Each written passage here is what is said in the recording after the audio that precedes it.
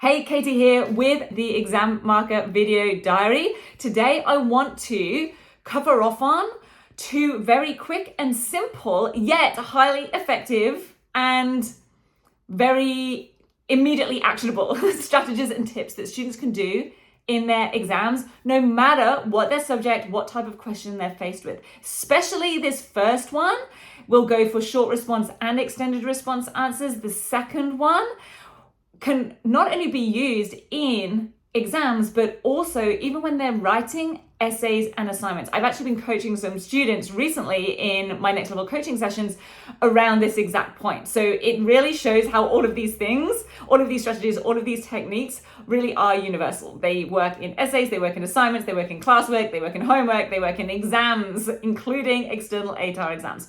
So the first one is don't repeat back the question or the introductory information in your answer. Now, I know that sometimes students will actually be encouraged to do this in the classroom and in assignments. And there is actually a very good reason for that. It actually helps them process what is going on, what is being asked of them, and what they are responding to. But in an exam, it is not necessary, and it's actually wasting time and valuable words or space on the page or minutes that they have to work with. So I'll give you a very specific example from this particular question, and you can see how it would carry across for other types of questions as well.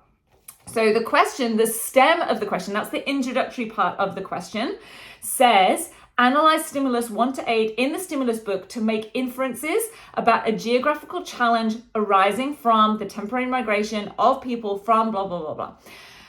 What some students are doing is starting their response, not by actually getting in with an answer, like naming what that challenge is, but they're actually saying stimulus 1 to 8 in the stimulus book has charts and information and gives information and data about a geographical challenge arising from. We don't want them to repeat back that there is this stimulus book and here's what it does and here's some information that they're using. What we want is for students to go straight in with what that challenge is, what the information is showing, maybe what their overarching point is, almost like a thesis statement to open up. Now they can then say, this is shown through a variety of data, and here's the points that I'm going to be making, like outline what they are. Don't just repeat back what the question though has said or what the instructions are telling them. So that will gain them back time in the exam, and it will also get the marker to be literally ticking off criteria within that very first sentence. We're not ticking anything in those first 1 or 2 sentences when they're repeating things back to us. We want to be like getting straight in there with like, oh yes, okay, they've identified a challenge. Yes, they've outlined what the key points of those stimulus items are. Okay, the second thing is a little bit more intricate and will result in some higher quality, more succinct responses. Like I said, this can go for even students writing essays, even not under exam conditions, assignments not under exam conditions, homework, classwork. And that is, don't dilute the points that you are making. And very often they're being diluted by adding in extra words before the point, which is also therefore, adding to that word count or adding to the amount of time taking up. So it'll be things like, this suggests that, or, if it's in an essay, it might be like, this almost leads the audience to feel.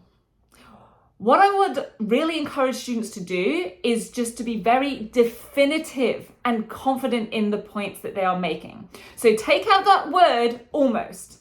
This suggests that, or this tells us. If it's in the essay, it would be not that this almost makes the audience feel. It would be the impact this has on the audience is, or this creates the sense of, like, be very definitive of what it is doing. Even if they don't feel confident in themselves in writing it, students can portray that sense of confidence and being a strong student by being very precise and confident in the way that they word things. Because the marker is not going to allocate them more marks, putting in extra words like almost, or could is another one I see. Like, this could mean that. This means that. Just put it straight in. It gives the impression of a confident student. Not that that's going to, necessarily lead to more marks, but we certainly don't want to feel like they're unsure. Like if we're unsure about which side of the fence they come on a criteria of, We want to be feeling like we want to be on the definitive, positive, confident, strong side of that fence when we're giving marks. So we just want to influence the marker in a really confident and strong way and not be sort of hedging our bets or diluting the points that we're trying to make when we are writing responses. So that's the two things I have for you today about reducing time that's taken in terms of writing those answers, reducing word count, gaining back time in the exam, but also a way that it allows us to at the same time up-level ourselves as a strong, confident student.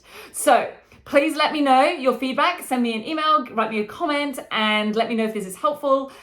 And I will see you again tomorrow or next week for you for the next installment of this Exam Marker video diary. See you then. Bye.